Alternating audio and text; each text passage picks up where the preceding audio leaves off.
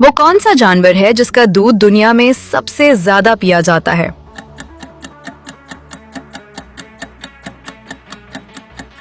सही जवाब गाय।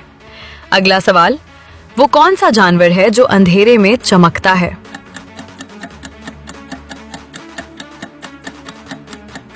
सही जवाब बिच्छू।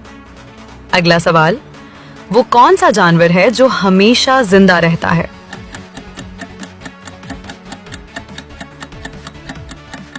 अपनी ज़हानत से इसका जवाब कमेंट सेक्शन में दें।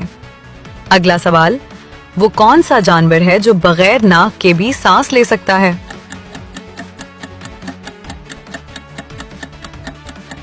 सही जवाब मकड़ा।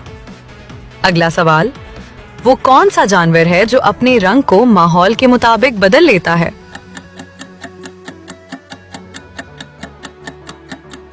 सही जवाब गिरगिट।